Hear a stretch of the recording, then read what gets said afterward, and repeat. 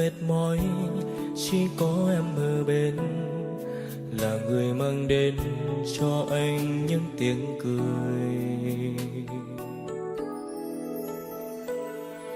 Em ơi lại gần anh nữa đi, em hãy nhìn thẳng mắt anh này. Anh sẽ rất hạnh phúc nếu sớm mai tỉnh giấc, người đầu tiên anh trông thấy chính là em.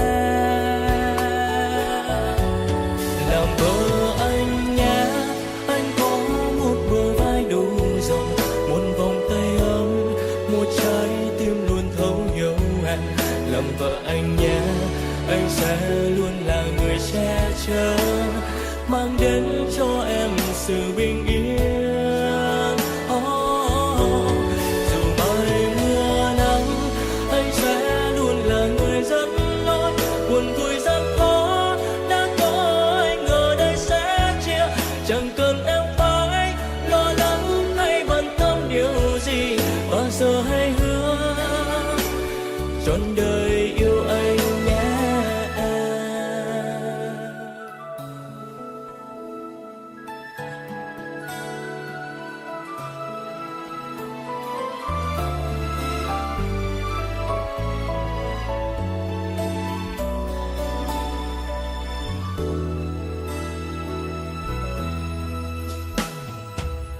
Em ơi lại gần anh nữa đi, em hãy nhìn thẳng mắt anh này. Anh sẽ rất hạnh phúc nếu sớm mai tỉnh giấc,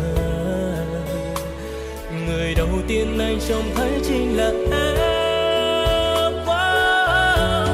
Làm vợ anh nhé, anh có một bờ vai đủ rộng, một vòng tay ấm, một trái tim luôn thấu hiểu em. Làm vợ anh nhé, anh sẽ luôn là người che chở, mang đến cho em sự bình yên. Dù mai mưa nắng, anh sẽ luôn là người dẫn lối. Buồn vui gian khó đã có anh ở đây sẽ chia, chẳng cần em phải lo lắng hay bận tâm điều gì. Bao giờ hãy hứa trọn đời yêu anh nhé.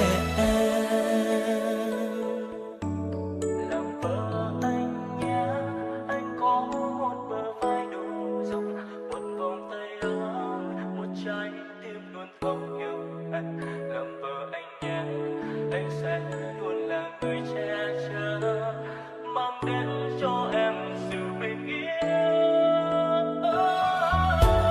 Dù mai mưa nắng, anh sẽ luôn là người dẫn lối. Buồn vui gian khó đã có anh ở đây sẽ chia, chẳng cần em phải lo lắng hay bận tâm điều gì.